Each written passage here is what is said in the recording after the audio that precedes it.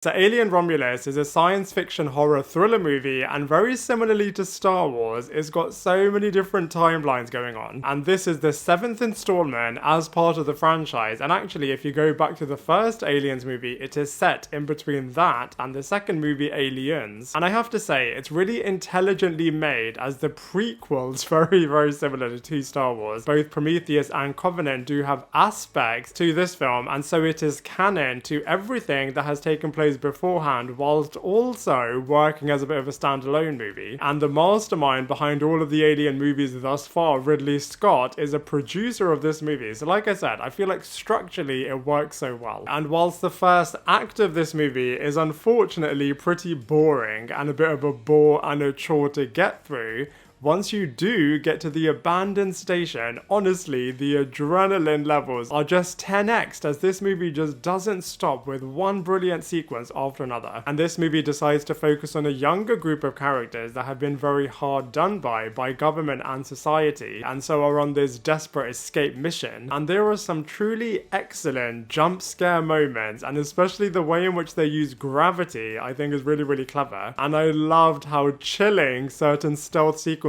felt, and I think it's particularly brilliant as we're at a time where there have been so many horror and thriller movies that have just done so many sequences. There have been so many murders and kills that we've seen on screen, and very similarly to the Scream franchise, I feel like they are really inventive with the way in which they kill certain characters off. And so I think it's actually pretty impressive, as this movie is really able to stand on its own, and like I said, has got some truly shocking moments in there, especially right at the end. And I feel like this movie is led really well by Cailee's spelling. I feel like she's really clever, really empathetic, and also not one to be messed with, and she's not a perfect character, which I think really does make her super relatable. And arguably the biggest cast member from like a follower's perspective is Isabela Merced, and I feel like the path that they go on with her, like I said, especially right at the end, is not only really intriguing, but is also really twisted.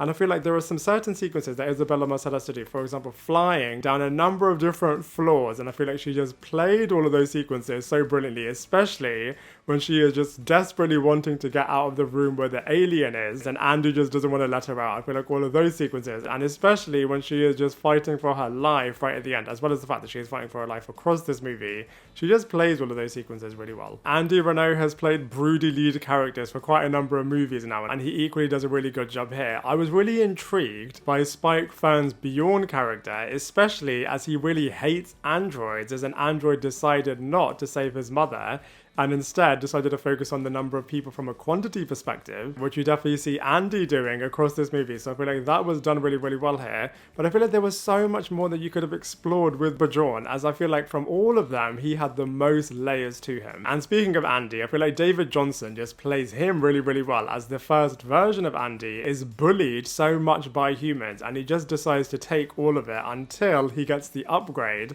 at which point he completely changes his perspective, as he is just now only caring about the corporate viewpoint and kind of sees humans and people as disposable. And the actor just played both of these different personas to perfection, as well as the fact that he has certain sequences that are just so good. For example, when he says run, and you can just feel the terror. I feel like that chase sequence was absolutely brilliant, as well as the fact that he almost didn't let the guy through. There were some truly jaw-dropping moments that you're just so shocked at the decisions that he is making. I feel like they could have pushed this even more, but I love the fact that right at the end you get to see Andy back, which was just a true euphoric moment, as I loved the partnership between Andy and Rain. Now, from a villain's point of view, I feel like all of the face huggers, when there are so many of them chasing after these characters, that felt really good. I feel like, I know a lot of people are criticizing the fact that you don't see the alien that much.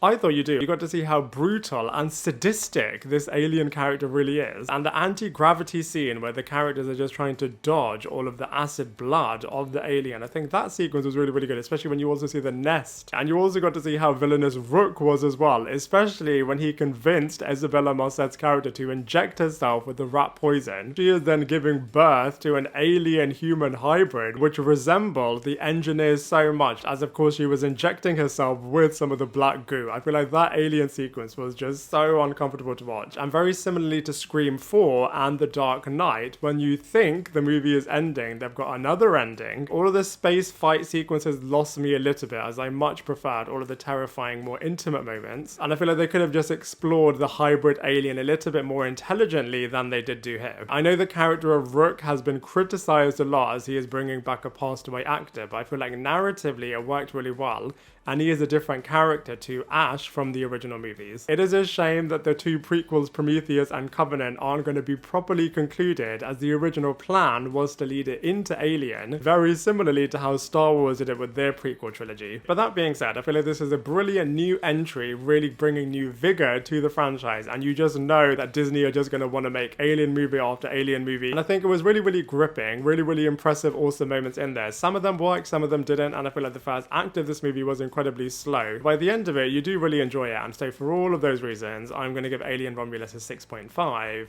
out of 10. Now I'd love to hear from you. What did you think of this movie? Let me know your thoughts in the comment section below, and I look forward to seeing you in my next video.